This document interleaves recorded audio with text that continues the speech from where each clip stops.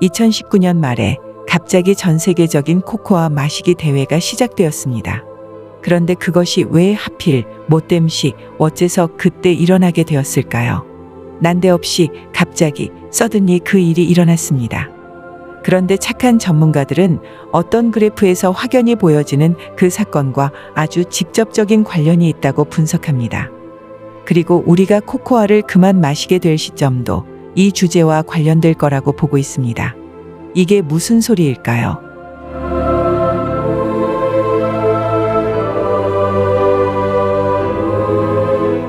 안녕하세요. 급변하는 글로벌 위기 상황과 성경에서 예언하고 있는 마지막 때를 준비하기 위한 여러 가지 지혜를 함께 공유하는 채널 마인드너츠의 아가입니다. 중요한 역사적 사실들을 되돌아보자면 결코 우연은 없다고들 말합니다. 그 당시는 그저 우연 같아 보여도 나중에 보면 그게 그저 우연이 아닌 큰 연관성이 있는 일이었다는 말이 되겠습니다. 현재 우리는 전 세계적으로 전대미문의 코코아를 마셔야 하는 시기에 살고 있습니다. 한 번도 경험해 보지 못한 세상이 갑자기 도래하게 된 것입니다. 그것이 자연 발생적인지 아닌지는 대부분 의견이 같다고 생각되니 넘어가고, 그렇다면 이런 일들이 왜 지금 이 시기에 일어난 걸까? 왜 그 시기에 일어났는지 알게 되면 그것이 어떤 식으로 활용될런지, 언제쯤 마무리될런지, 그리고 우리가 가장 조심하고 실제로 준비해야 하는 것은 무엇인지 좀 더 잘 알 수 있게 될 것입니다. 그리고 특히 경제 시리즈는 1탄부터 영상을 보셔야 다음 내용이 더 잘 이해가 됩니다. 링크를 안내글에 남겨둘 텐데 꼭 먼저 들으시기를 권합니다. 자, 본론 들어갑니다. 여러분, 앞선 영상에서 우리가 은행에 예금을 하는 것은 현재 은행법에 따르면 은행에 돈을 빌려주고 어음을 받는 거라는 설명을 해드렸습니다. 대부분은 본인이 직접 가지고 있는 현금은 얼마 없고 거의 모든 돈을 은행 통장에 넣어둡니다. 아니, 정확히 말해서 은행에다 예금이라는 이름으로 빌려줍니다. 다들 그렇게 하기 때문이고 현재의 시스템 상으로는 더 간편하기 때문입니다. 오늘도 중요한 경제 핵심 용어 하나 짚고 넘어가야 하는데 여러분의 이해를 돕기 위해 질문 먼저 들어갑니다. 비유적으로 설명드려 보겠습니다. 여러분은 주변 사람들이 좋다고 해서 여러분이 가진 대부분의 돈을 이웃집 부자에게 빌려주었습니다. 다들 거기가 가장 안전하다고 하고 또 빌려주면 조금이라도 이자를 준다고 했습니다. 무엇보다도 그 이웃집 부자는 그렇게 여기저기서 받은 돈이 많아서 언제든지 내가 돈을 다시 돌려달라고 하면 당장이라도 전체 내 돈을 회수할 수 있다고들 말했습니다. 그래서 여러분도 그 말을 믿고 거의 전 재산을 그 이웃집 부자한테 맡겼습니다. 그런데 말입니다. 그 이웃집 부자가 갑자기 전당포에 무언가를 맡기고 돈을 꾸러 다닌다는 겁니다.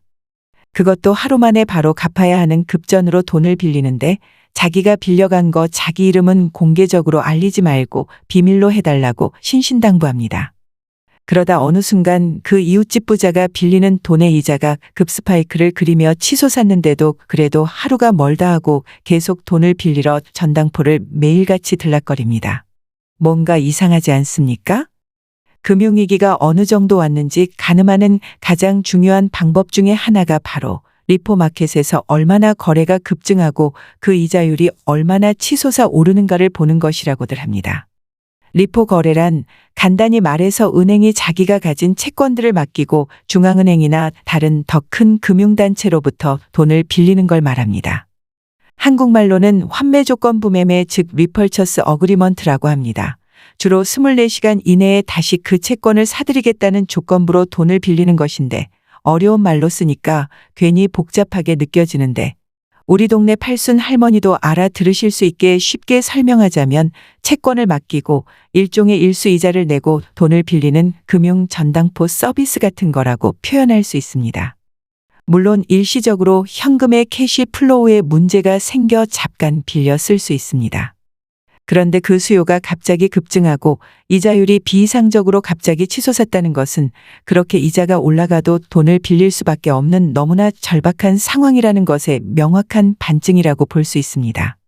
물론 이런저런 이유를 들어 일시적이다, 뭔가 시스템적 오류다라고 억지 변명하지만 실제 그래프를 보시면 스파크가 크게 일어난 것은 은행들이 현금 보유 자산에 큰 문제가 생겼다는 것을 분명히 알 수 있습니다.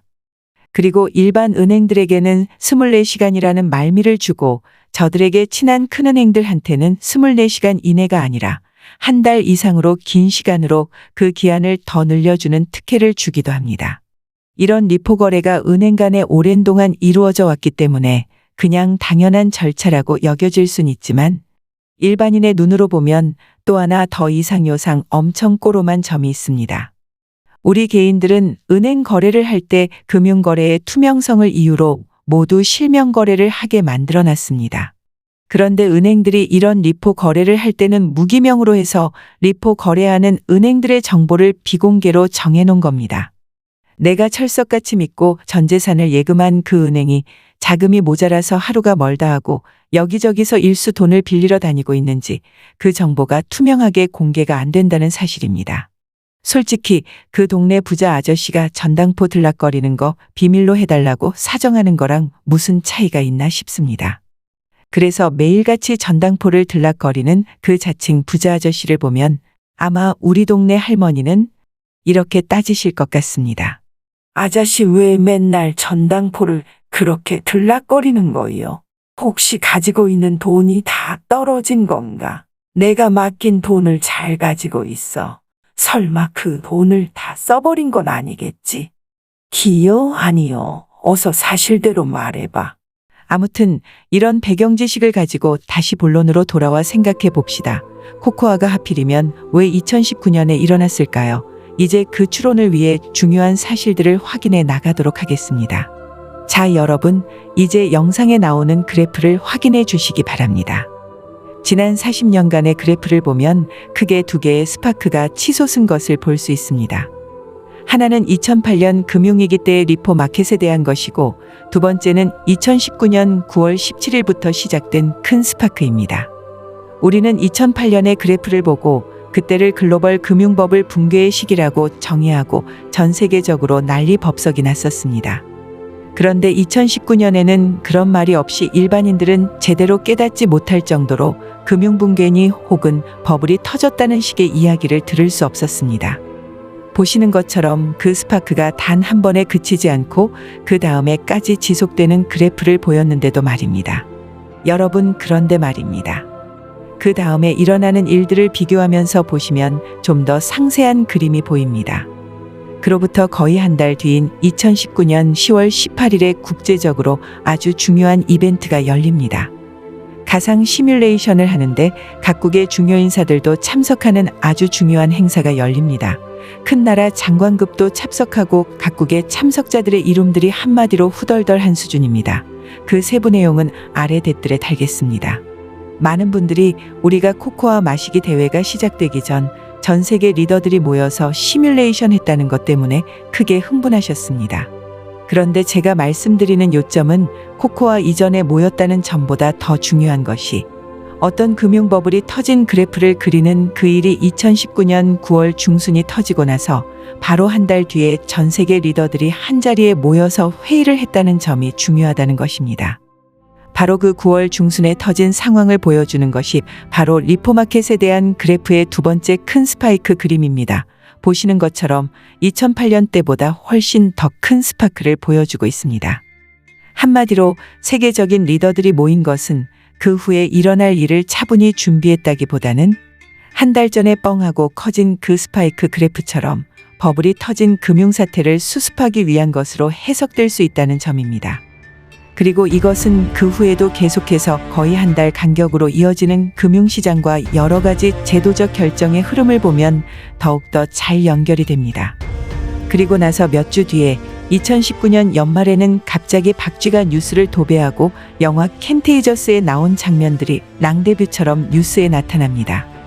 그리고 유럽이나 대한민국, 전 세계 각국에서 어떤 한 나라로 전세기를 보내서 자국민들을 구출해내는 일들도 뉴스에 보도됩니다. 그리고는 유럽을 위시해서 전 세계가 얼음땡 놀이를 하는 것처럼 동작금한 상태가 돼서 대부분의 회사들도 재택 모드로 전환되고 식당도 카페도 모두 문을 닫고 여러분들 모두 집에 가만히 계셔야 합니다라는 그런 정책이 발표가 됩니다. 그 동일한 시점에 금융계에서는 무슨 일이 일어났을까요? 2020년 3월 14일에 금융법을 개정하여 은행의 지불준비금 비율을 0%로 변경하는 일이 일어났습니다. 자세한 건 금융 시리즈 2탄 영상 참고해 주세요. 그리고 또 한 달 뒤 미국은 2020년 4월부터 달러를 무지막지하게 찍어내기 시작합니다. 그때부터 지금까지 찍어낸 달러가 현재 시중에 돌고 있는 달러의 40%를 새로 찍어낸 겁니다. 한마디로 무지막지하게 찍어내기 시작했습니다. 그 돈은 국민들의 실업수당을 위해서라고 했지만 그건 돈을 찍어내기 위한 표면상의 이유였고 실제로 그 새로 찍어낸 돈들은 서민들이 아니라 주식시장으로 혹은 파산위기에 있는 대기업들을 구제하는 등 금융권으로 흘러들어갔습니다. 기업들의 악성 채권을 정부가 대신 사주는 방식 즉 베일아웃들이 실시되었고 결국 새롭게 프린트된 그 엄청난 돈들은 대부분 큰 기업과 자본가들과 금융권으로 흘러들어갔던 것입니다. 이 대목을 잘 설명하는 드라마 한 장면이 생각납니다. 주인공인 한 고등학생이 어쩌다가 책가방에 엄청난 돈을 숨긴 채 학교 수업을 듣고 있었는데 갑자기 학교 선생님이 소지품 검사를 한다고 가방에 든 거 몽땅 다 책상 위로 꺼내 놓으라는 겁니다. 두근두근 이제 주인공은 딱 죽게 생겼습니다.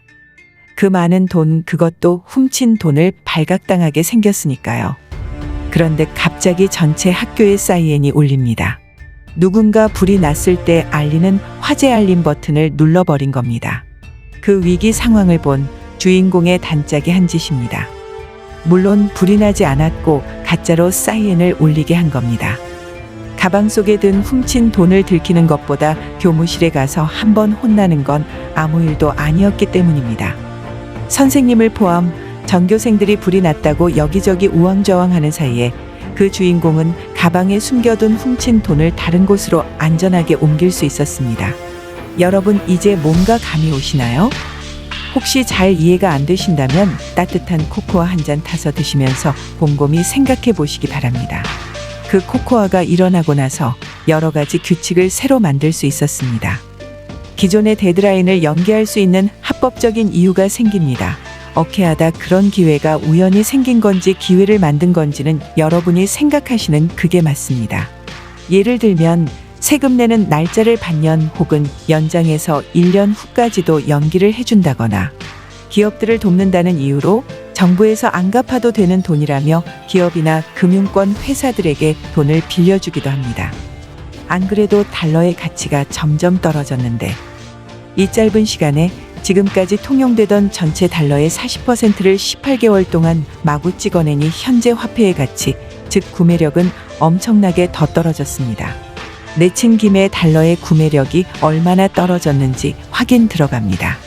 역사적으로 미국의 세 번째 중앙은행이 부활한 1900년대 초기부터 지금까지의 달러 구매력 그래프입니다. 미끄럼틀처럼 쭉 내려갑니다. 한마디로 원래 250만 원이었던 달러의 가치가 10만 원의 가치로 대동댕이 쳐진 것입니다. 지금은 금융리셋의 시기라고들 합니다. 달러인 기축통화에서 다른 시스템으로 넘어가는 대격변의 시기라는 말입니다. 달러가 기축통화인데 그럴 리가 있나 싶으신 분들은 역사적으로 기축통화의 역사를 살펴보시면 도움이 됩니다. 역사적으로 거의 100년 주기로 새로운 기축통화로 변경된 그래프를 보입니다. 1900년 초 또다시 세 번째 중앙은행이 설립되기 전까지 영국의 파운드화가 일종의 기축통화로 상용될 때가 있었습니다. 그 후에 달러가 등장했고 이제는 달러가 아닌 다른 시스템으로 넘어가는데 일부 사람들이 조금 오해하시는 부분처럼 이게 중국의 위안화냐 달러냐의 그런 싸움이 아닙니다.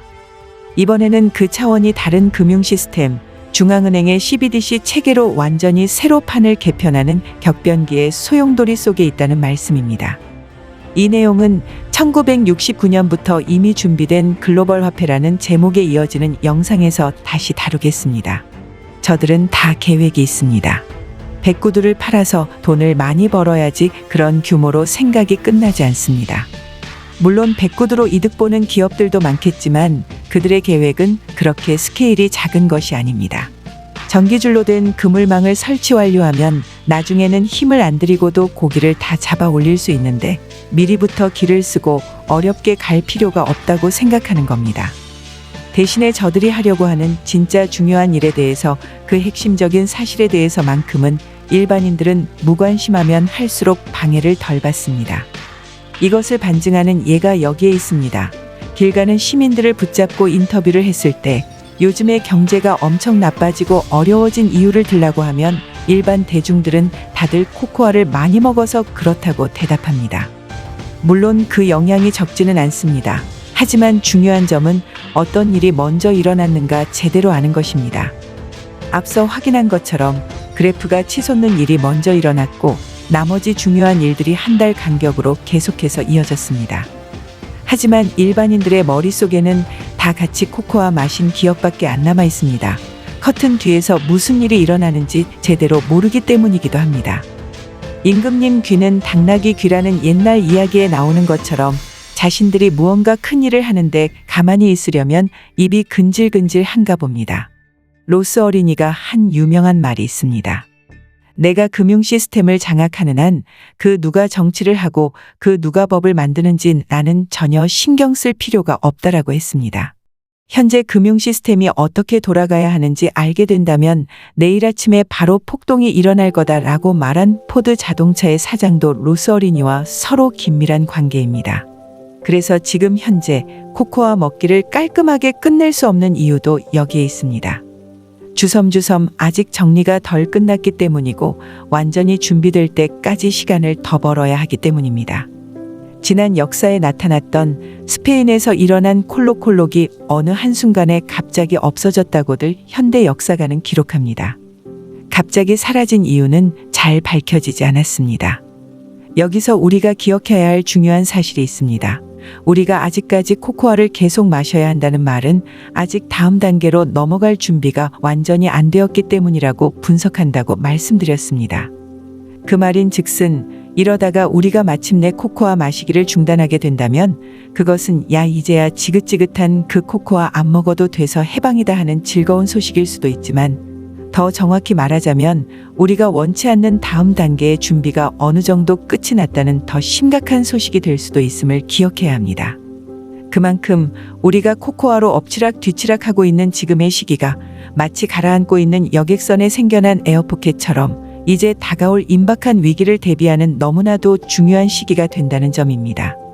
우리가 때로는 코코아 소식에 밀려서 혹은 정보가 차단이 되어 제대로 소식을 접하지 못할 뿐 그 준비 상황이 생각보다 착착 진행되고 있습니다. 이건 관련 내용은 추가 영상에서 다시 전해드리겠습니다. 사실 요즘 저들의 행보를 보면 조금 어색해 보이는 게 사실입니다. 말도 좀 이랬다 저랬다 합니다. 지역마다 여기저기 조금 다른 입장을 내보입니다. 어쨌든 많이 어색해 보이는 건 분명합니다. 누군가 마지막 셋을 다 세지 않고 둘의 반이 반의 반. 뭐 이런 말을 계속하고 있다면 그게 무슨 의미일까요? 아직 최종 행동을 취할 준비가 안 되었다는 뜻일 겁니다. 물론 상한 코코아로 인한 피해가 지금도 크긴 참 큽니다. 그런데 이제 다가올 것은 더 크기 때문에 완전히 다음 시스템이 준비될 때까지 무대 뒤에서 일어나는 일들을 일반인들은 잘 몰라야 하니 주의를 다른 데로는 돌리긴 해야겠고 한마디로 겸사겸사인 걸로 생각하시면 됩니다. 여러분도 한 번쯤은 의아하게 생각해 보셨겠지만 코코아에 대해서 가장 앞장서서 제재를 가하는 나라들이 일반인들이 예상한 것처럼 쿠바나 이런 나라들이 아니라 우리가 생각하기에 글로벌 선진국들이 주를 이루는 이유가 무엇일까요? 그것도 이런 금융 시스템적인 변화 시도와 무관하지 않다고 착한 전문가들은 인식합니다. 쿠바나 아프리카나 인도 등 나라들의 시스템이 아니라 상대적으로 자산가치가 높은 글로벌 선진국에서의 시스템이 먼저 원하는 대로 구축이 되어야만 대부분의 금융자산에 대해 기득권을 상대적으로 더 빨리 취할 수 있기 때문입니다. 그래서 제가 코코아 마시기 대회에 대해 다루기는 하지만 계속해서 경제 위기를 더 비중 있게 다루는 이유도 여기에 있습니다.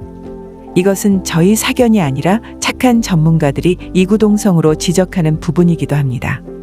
그래서 감정적으로 화가 나시고 발표되는 여러 소식들로 인해 힘드시더라도 지금이 위기 관리를 위해 깨어있고 준비할 가장 크리티컬한 시점임을 잊지 마시기 바랍니다.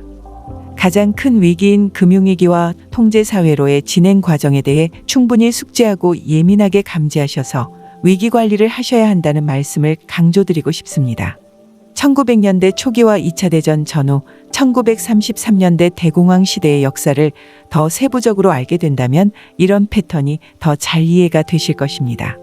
그리고 글로벌하게 법이나 규제를 어떻게 유리하게 바꾸어가고 있는지 계속 나누고 우리가 한쪽 방향만 쳐다보고 있을 때 그 물밑으로 어떤 일들이 준비되고 있는지 그 내용은 추후에 실제적인 사례를 들어 계속 다루겠습니다.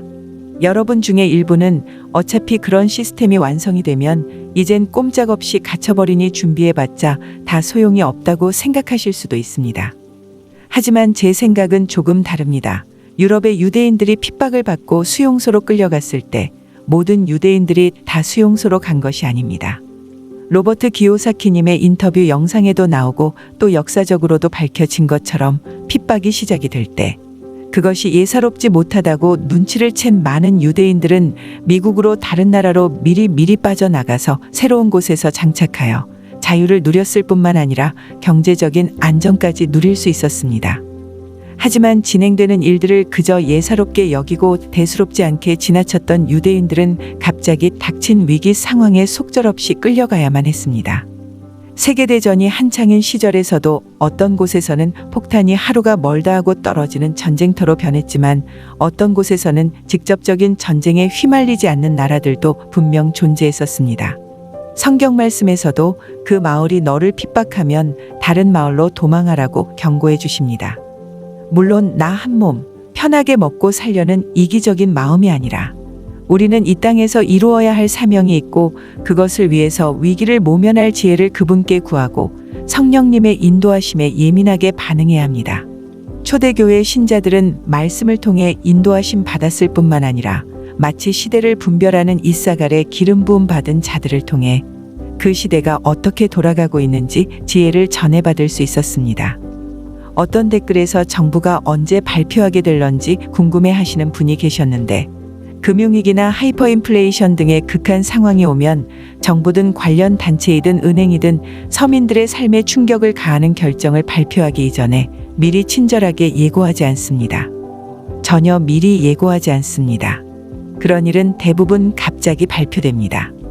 그래서 이런 퍼펙트 스톰과 같은 위기 상황에서는 일반인들에게 공개되는 정보들의 액면적인 의미에 반해 그것이 가진 실제적인 다음 행보가 어떤지 그 속뜻을 제대로 이해하는 것이 사활적으로 중요합니다. 계속 나누겠지만 하이퍼인플레이션을 이미 겪어본 사람들은 그 위기가 오는 패턴에 대해 단번에 감지하게 된다고 합니다. 체험적으로 이미 겪었던 일이기 때문입니다. 그리고 지금이 그때 상황과 너무 비슷하게 돌아가고 있다는 걸 몸소 미리 체험해서 아는 것입니다. 하루님야층에 자신의 나라가 공산주의 국가로 변하는 고통을 이미 겪었던 사람들도 거리의 동상들이 폭도들에 의해 파손되는 것이 실제로 어떤 걸 의미하는지 너무도 잘 알고 있다고 말합니다. 벌써 세계 각국에서는 그런 역사를 반복하는 일들이 최근에 실제적으로 일어나고 있습니다. 이어지는 영상들에서 현재 글로벌하게 진행되고 있는 그 구체적인 사례들을 나누겠습니다. 물론 인간적인 힘과 노력으로 모든 위기 관리가 가능하다는 말은 아닙니다. 여호와를 경외하는 것이 지혜의 근본이라 하신 말씀처럼 그분이 주시는 지혜 없이는 우리는 아무것도 아닙니다.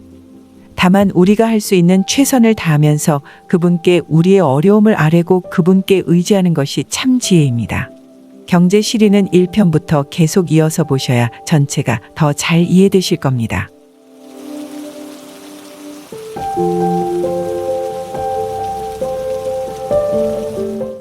아참, 제가 시리즈 4편을 사탕이라고 썼는데 오타 아닙니다. 제가 1탄, 2탄, 3탄 그리고 그 다음을 쓰려는데 그 이름이 제가 너무 싫어하고 듣기조차 싫은 존재의 이름과 같아서 일부러 그렇게 바꾼 겁니다. 사탕이라고요. 자, 그럼 다음 영상에서 뵙겠습니다. 모쪼록 함께 해주시는 친구분들께 하나님의 임재가 가득하시길 기도합니다.